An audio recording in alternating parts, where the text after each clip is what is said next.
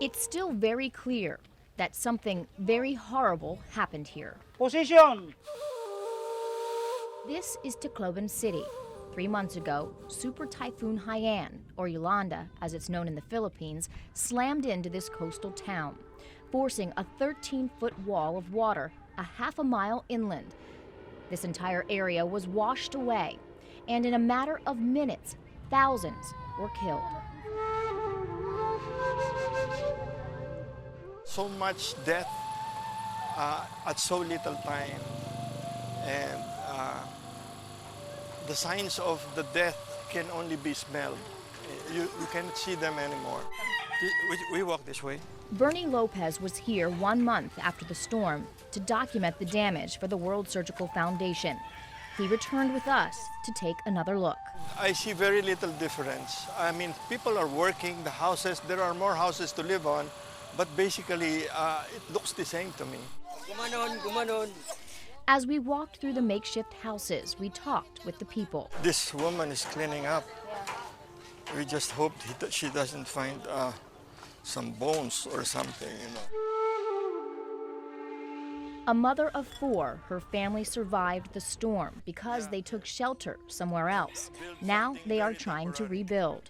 They're doing something temporary with wood that they can find because they don't have money for cement. Saan kayo nung bagyo? Just a few steps away, we found a family that was here when the storm hit. The water rushed in like a snake, you know, so they ran to the uphill and they were safe. Before the storm, they had 2 concrete houses. Of course, that's all gone, so they just built this temporary one. When the storm surge came in, it dropped several large ships like this one on the city. There's actually 9 of them total. Now, the locals have been reaching out to the government, asking them to remove these ships because they say it's a constant reminder of what happened. And they also believe that there are still bodies underneath these ships. The recovery of bodies is still ongoing 100 days after. And 100 days later, they are still burying their dead. A few miles outside the city, a mass grave. Under this dirt, 400 people buried on top of each other. As Randy here, who lives around the area, just told me that during the first few days after Yolanda, most of the bodies were just, lined up here in one lane of the road. Randy said it was a bad feeling for him, especially the smell.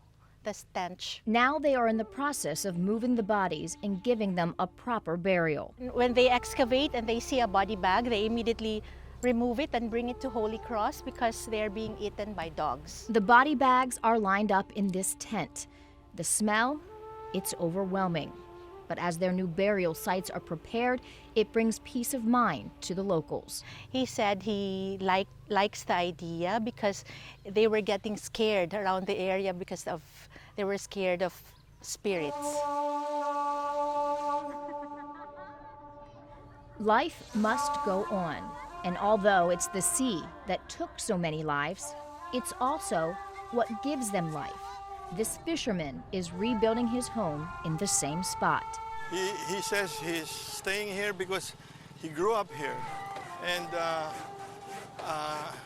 this is where he will stay. He will not move anywhere else. And in the wake of such destruction, you wouldn't think you'd find smiles, but that's what the people of the Philippines do. They smile through the pain and the loss. How they feel about this? No problem with them. They can take it, and they're tough. And I'm proud of that. Working for you in the Philippines, Kendra Nichols, ABC 27 News.